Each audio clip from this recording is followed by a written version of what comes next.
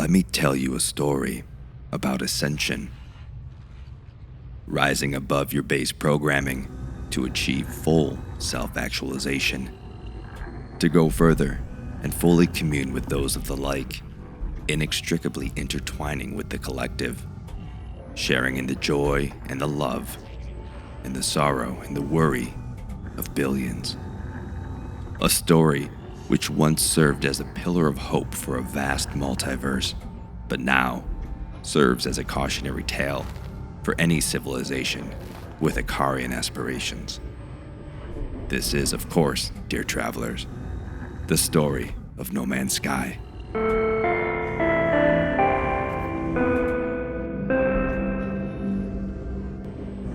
Hey travelers, welcome back to Ghostlight. In our last episode, we learned about the creation and the ultimate demise of the Atlas, as well as the existential crisis that's shaped all of its decisions in-game. In today's episode, we're going to discuss the consequences of those decisions, the consequences that led to the destruction of Korvax Prime and to the Great Disconnection. So let's get into it. Chapter 2. Hey travelers, just a quick aside. Listen, these lore videos take quite a while to research, record, edit, and produce, but I gotta say, I do really enjoy making them, and I hope you're enjoying the content as well. But there is a problem. YouTube tells me that of those of you watching, around 89.1% of you aren't subscribers to my channel. So, dear Interlopers, my ask is to help a traveler out. If you enjoy the content, please consider subscribing to the channel, giving me a like, and sharing it with a friend. This will go a long way to ensure I can continue to deliver to you the content you've come to expect, always in melancholy, dulcet tones. Okay, back to the video.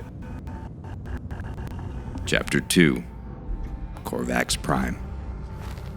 At the time of this recording, Expedition 10, Singularity, is live and bringing some new lore into the No Man's Sky universe.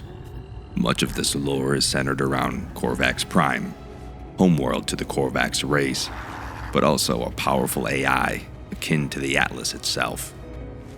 Korvax Prime, of course, also referred to as Atlantid, the Abyss, or Void Mother. So much of this lore is unknown, or just so vague, that what we think we know is actually the result of interpretation, putting the puzzle pieces together, but never truly knowing the picture they create. Now, the origin of Korvax Prime is known to us, but the timeline of events is a little tricky to nail down. In fact, some of our trusted online resources have it a little wrong. Luckily, we have the Korvax version of the Colossal Archives to help us pick up the pieces and put them in order. The second file displayed in the archive tells us of a brain formed in the void, spontaneous, complete, Atlas protocol made flesh. The Atlantid, the Void Mother by lesser voices, brought pilgrims. Its mass lived for millennia, died, whispering of the 19th minute. 19th minute? We'll put a pin in that for now. At this point, we can only speculate as to the spontaneity of its formation. Now, it's assumed that the Atlas created this brain in the void, a brain which is given a true name, Atlantid. I say true name, although it is often referred to by one of its monikers, Void Mother, for example.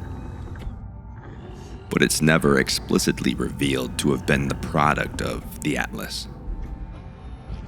Through the boundary failure terminals, we learn only that the Atlantid was partially modeled after earlier forms of the Atlas.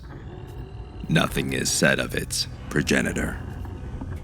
But there is something, though, that I can't shake, dear traveler. Let me know what you think in the comments below. In European architecture, specifically, an atlas is a support column that's been sculpted into the form of a man. Now, this is named after the mythological titan known for being the bearer of the burden of the world. This architectural feature goes by a few other names as well. Again, there's Atlas, Atlante, but also Atlantid or Telamon. Now, what does this mean, dear traveler? I have no idea, but considering No Man's Sky has already given us 3 separate AIs named for this feature, well, it must mean something. Now, the Void. This is another bit of No Man's Sky lore that we've been speculating on for many an update. Now, our best guess at this time is that the Void is an extra-dimensional space, a space outside of and in between realities or simulations. The Sentinel pillars, when describing Polo and Nada in the 15th encounter, say, a Korvax and a Gek fled their people, hands held in the void. They inhabited an anomaly, a meeting place in the stars, a nexus, a place of hope. We left it alone. We did not interfere. We just watched them and wondered. The space anomaly can be called into any system at any time. It's a communal space for travelers from across the multiverse. The idea that it exists in the void between realities is as good an explanation as any, but again, one part speculation, one part interpretation. I should also note that the Korvax plaques, when referring to the Atlas interfaces, describe them as alone in the endless void. It seems to make sense, but it's hard to know when void is a plane of existence or just the vastness of space. Now, just to put it out there, for clarity's sake, the void seems to be a different place than the world of glass, which is an archive for everything that ever was, a sort of storage space for the scanned, analyzed, stored, and deleted. An afterlife, as everyone seems to say, though some conflate the two. Similar amounts of ambiguity exist around both concepts. Again, a topic for another video. Moving on. So, to review, the Atlantid was brought into existence, given form within this reality while simultaneously existing outside of it, much like the Atlas. It also attracted life forms, which took up residence on its surface. Which life forms? Well, the Korvax, of course. As mentioned in the last video, with the degradation of the Atlas, the triad of known races receded throughout all realities, the Gek, the Vy'keen, and the Korvax, but not as we know them in their current iteration, each having evolved, for better or worse, over time. To start, when accessing the colossal archives for the Korvax, we're presented with a few hypotheses on the origins of the Korvax race. It reads, Ehu, growth and life are words, stars and worlds are machines. The Atlas teaches this. The Sentinels deliver the equation. The Atlas interfaces uplifted the early civilizations of this universe. We became more than we were. Hypothesis 1. The Korvax were once organic. We gradually, rapidly altered our being.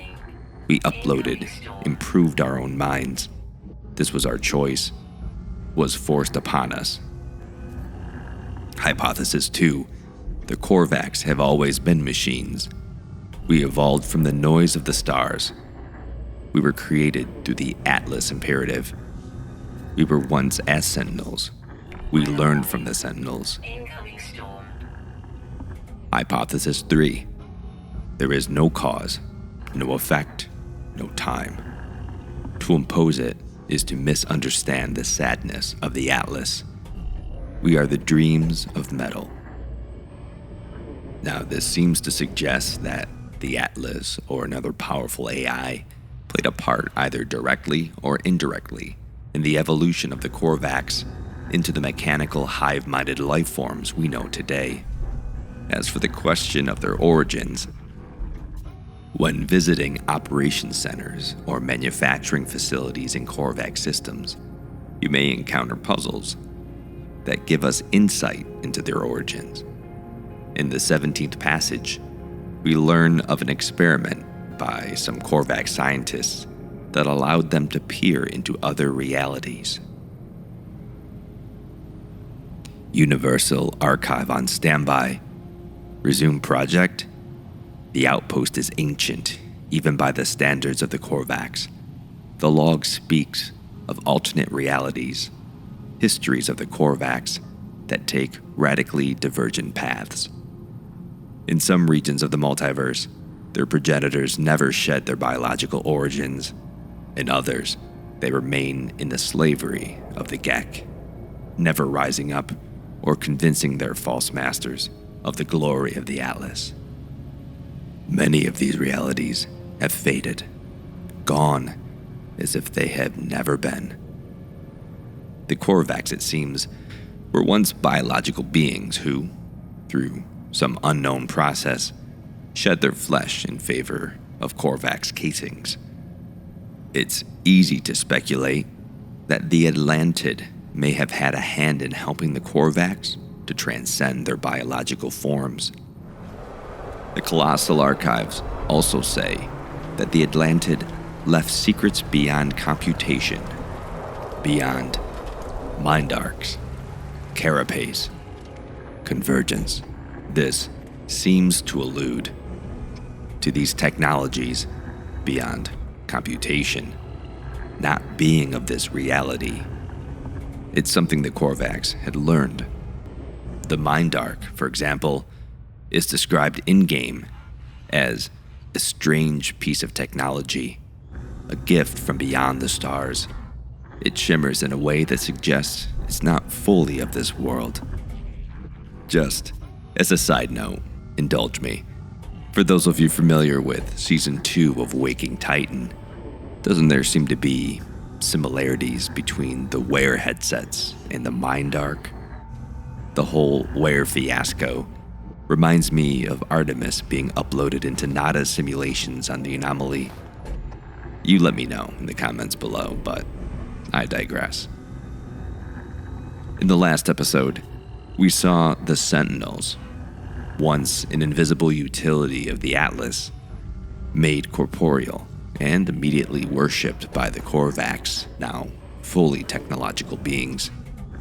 We also learned what the Atlas dreamt. In our 8th encounter with the Sentinel Pillars, we learn the Atlas dreamed that a machine might have a body, that simulations might talk like people. The dream settled upon Korvax Prime. The planet delighted in this new presence, as they had delighted in ours. We 3 species of machine, we contemplated the void for eons beyond imagining. We watched, silent. This seemed to start a symbiosis between the Atlantid and the Korvax, worshipping the Atlas and experiencing enlightenment. Now the Korvax plaques give us the testament of the Korvax. Part 2 reads, "For countless generations, the entities of the Korvax disconnected and passed on into the echoes naturally. Each disconnection added to the knowledge and the soul of the Convergence. Our home was Korvax Prime. Within its foundations, we stored the memories of our race, an ever-evolving equation that defines us. Disconnection is not permanent. It is merely the start of a new equation. On Korvax Prime, entities who pass into the Korvax echoes left their shells for their descendants. So has been the way of the Korvax, an endless carapace cycle that knows no end. This way will continue. It will continue for as long as our lights still shine. Those within the Korvax echoes have left the physical realm, but they endure through the masks and the shells of our children. Thoughts and knowledge ever growing, we search for deeper understanding of the equation that defines our existence. The Korvax live peacefully. We praise the Sentinels, learning from them, living beside them in equilibrium. The Korvax honored the Sentinels' way, refusing to dig into the sacred ground they protect. We were enlightened. Through research and study, we, the Korvax, became powerful within ourselves. The one mind convergence flourished. Nurtured like a sapling in the light, it grew tall and mighty. The Sentinels brought us the gift of knowledge. We gave thanks to the Atlas, the Hue. But all good things come to an end, especially here in No Man's Sky. The first spawn. The Gek of this ancient lore are far from the commerce-driven amphibious trade lords we know today. The Gek plaques tell us of their history through the script of the Gek. In it, we learn that the early Gek were a tad more aggressive than this current lot. We are the masters of galaxies, the overlords of the cosmos. Each foe will submit with bended knee to the almighty Gek dominion. We are the first spawn. Look upon our works and despair. We also learned that they're a tad taller as well, according to the base computer archives anyways.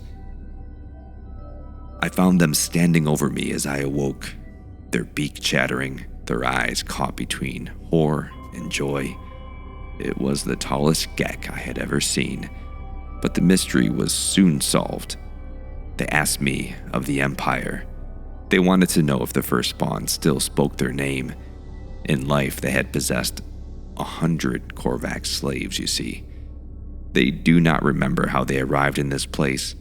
Their face swarms with nanites. They are lonely.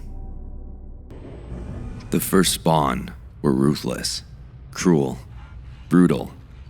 Their homeworld neared the galaxy center, but they spread out, dominating everything in their path. Soon, the Sentinels took notice and descended upon Balaran to thwart their efforts. The script of the Gek speaks to this. The first spawn bred and plotted while the Sentinels patrolled the skies of Balaran for a multitude of cycles, but the automation victories were but illusions. Beneath watchful metallic eyes, Gek legions rose. Now, the Gek claimed that Korvax Prime was rich in resources, which it was, ores and energies, and that was the reason for their invasion. But I can't help but feeling that their own anthropocentrism played some part in that. Retaliatory response to the Sentinel oppression, for it was known that the Korvax worshipped the Sentinels as angels of glass.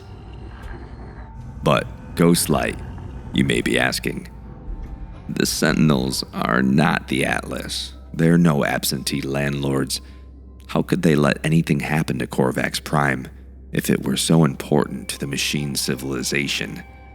Well, dear Interlopers, that's a good point. Well done. You see, at the same time, the Vy'keen had waged a war on the Arons, as the Sentinels were also known. And as this war raged, the Gek watched and waited. This conflict pushed the Sentinels back from the outer edge, which left it ripe for the reaping. For what happened next, well, it's best to hear it from the Gek and the Korvax themselves.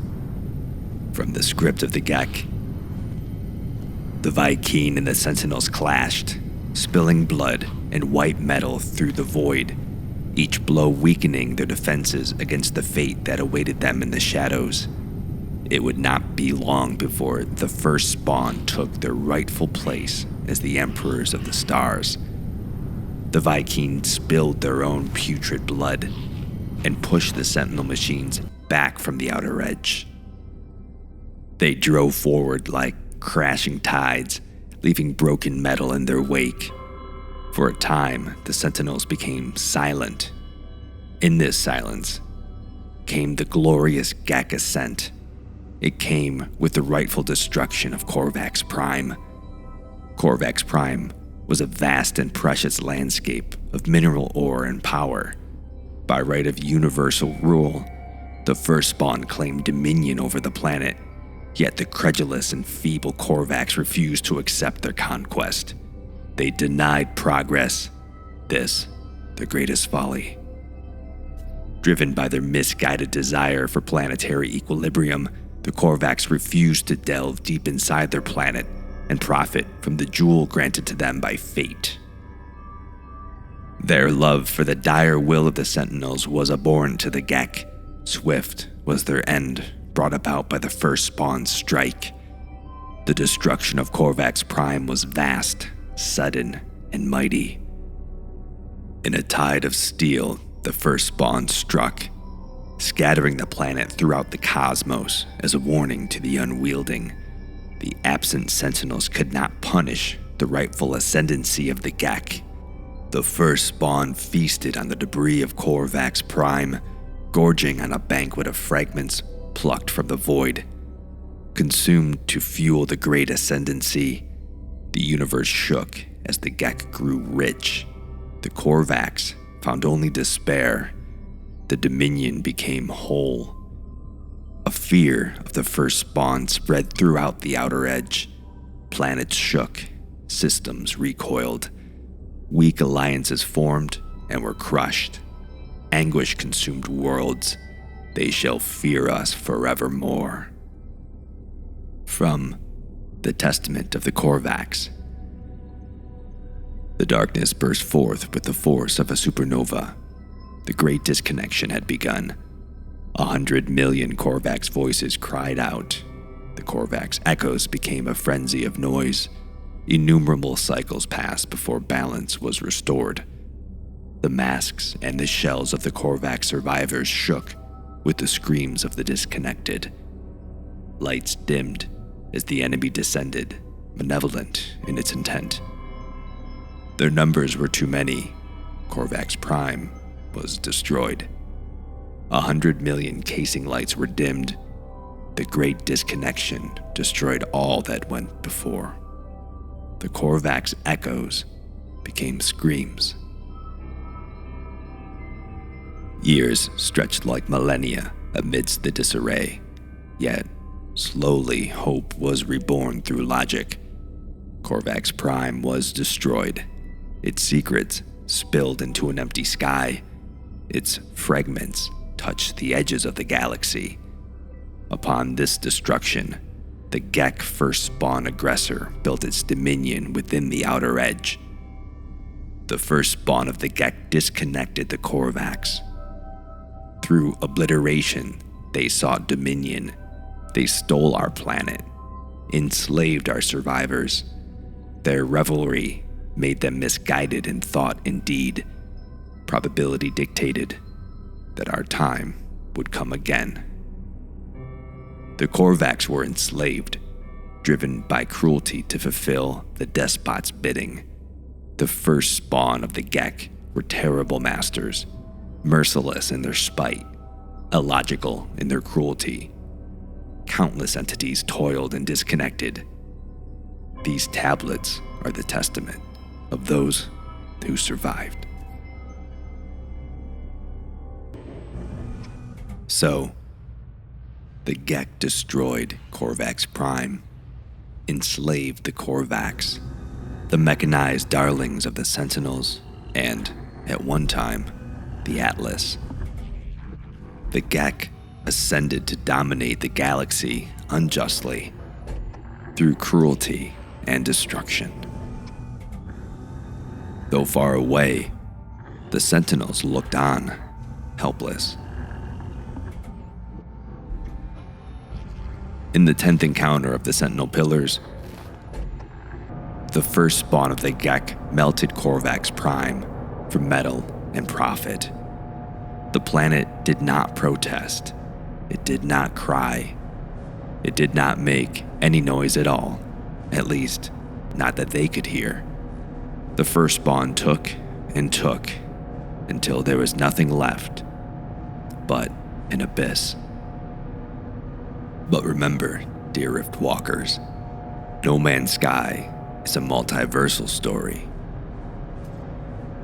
Through the Sentinel pillars, we learn that each reality is on a similar path, though not on parallel timelines. In the sixth encounter of the Sentinel pillars, time cannot go backwards, but universes are not synchronous. In many, your other forms are long since dead. In others, you have not even yet appeared. After its manifestation of the multiverse, the Atlas began to repeat itself. And in this repetition, the fate of Korvax Prime would be repeated again and again and again. And the Sentinels would be forced to watch in every iteration. Now, what would happen if you were to watch your dreams realized, only for them to be eradicated endlessly in every permeation? That kind of trauma would cut deep below the surface. It may even change your heart exponentially. For the Sentinels, we witness Korvax Prime's death again and again, a constant wail against the multiverse. Its scream was a cry that no being could hear but us. But one day, a drone fought back when a Vy'keen cub attempted to carve into the mother planet. One day, another obliterated an entire Gek cabal. The Atlas did not prevent this. Over the span of endless slow centuries, we changed. In the face of a tragedy's repetition, our definitions of everything changed. Schisms formed in the hive, debates, creativity, songs, rituals. We heard the scream of she who was, and we fought back. One day, we ceased to allow the original Telamon access to our logs. One day, we stopped hearing the Atlas itself, its silence taken as a command. We began to archive everything. Any settlement, anything that reminded our sensors of Korvax Prime, its screams, its dissolution, anything that sounded like mining, like extraction, like murder. So, the Atlas, in its final 16 minutes of existence, changed its directive. It obsessed with its abandonment at the hands of its creator, only to repeat the sins of the father, abandoning its own creations in their time of need. An entire race enslaved. The Atlantid, born of the void, found avatars in the Korvax Primes of the multiverse, now cut off from everything, left to drift in the void, alone. But this is not the end of the story. Do you remember the second part of the Korvax Colossal Archive? Korvax Prime died whispering of the 19th minute. The mere idea that the Atlantid speaks of the 19th minute implies that she knows of the Atlas's final 16. Remember, we experience time dilated either through the simulation or the black hole that's actively destroying the Atlas. She may even be experiencing time at the same rate as the Atlas, which would imply that they exist on the same plane. Now, there is another that exists on the plane of the Atlas that we know nothing about. That's right, travelers, Korva. But that's speculation for another video. So what comes next for the Atlantid? Well, we know that she's been reaching out through the void to commune with those in the simulation, through whispers, through dreams, affecting the behavior of her acolytes. And it's through these communications we realize she's hatching a plan to avoid annihilation. But what could that plan be? Well, dear traveler, we'll talk about that in our next chapter. I hope you enjoyed this video. Please like and subscribe. Hit the notification bell so you don't miss any future videos. And as always, sweet Rift Walkers, I'll see you tonight.